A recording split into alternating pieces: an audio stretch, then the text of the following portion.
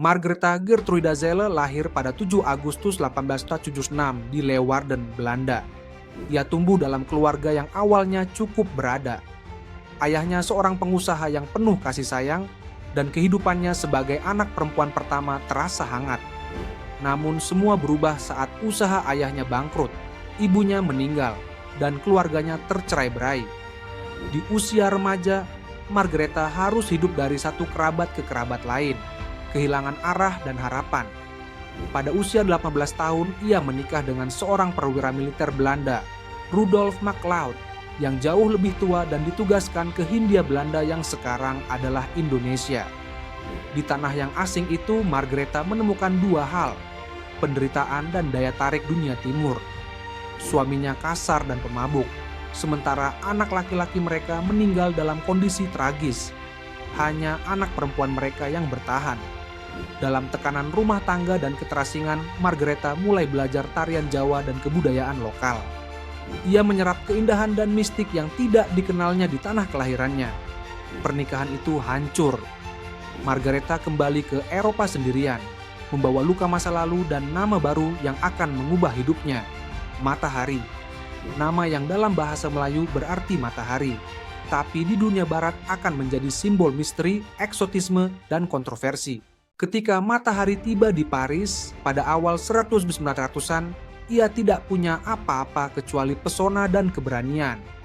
Ia mulai menari di klub malam, museum, dan panggung-panggung eksklusif, mengenakan kostum yang tipis, perhiasan eksotis, dan gerakan yang penuh simbol. Ia menyebut dirinya sebagai putri dari India, dibesarkan di kuil dan diajari seni tarian suci. Tidak ada yang benar-benar percaya, tapi justru itulah pesonanya. Matahari bukan penari terbaik.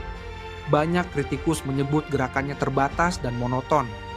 Tapi ia tahu bagaimana menciptakan ilusi.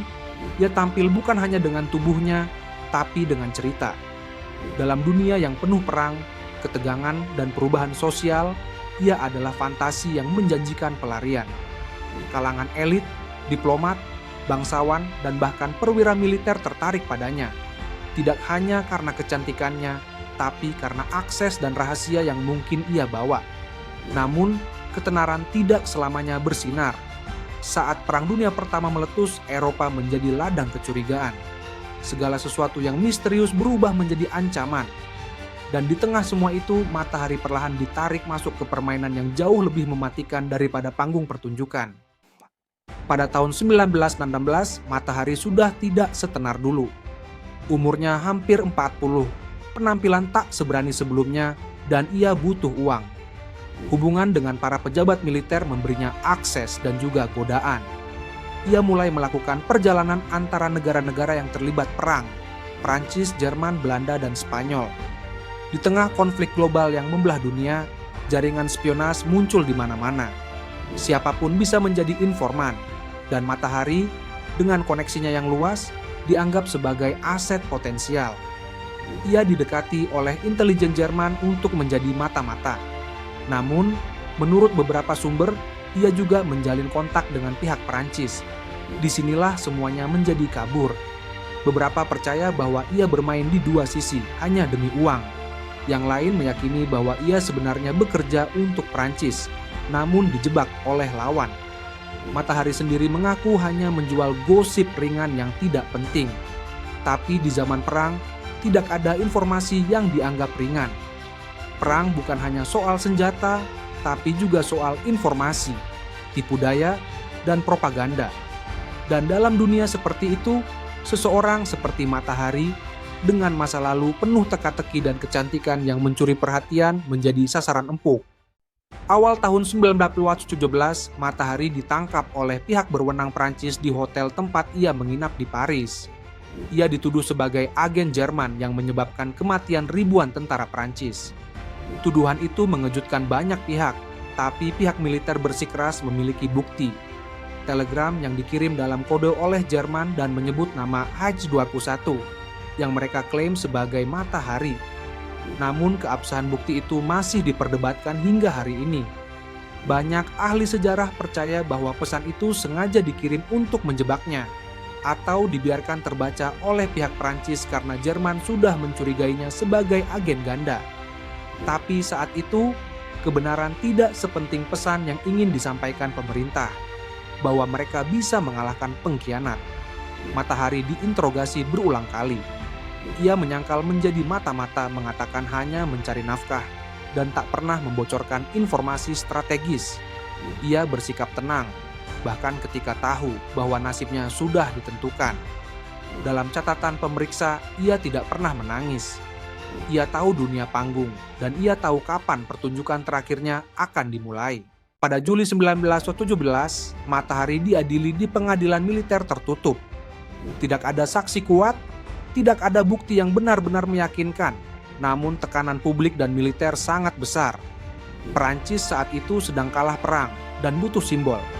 Seseorang yang bisa ditunjuk sebagai penyebab malapetaka. Seseorang seperti Matahari. Pengacaranya tidak diberikan kesempatan yang adil untuk membela. Proses pengadilan berlangsung cepat dan vonisnya jelas.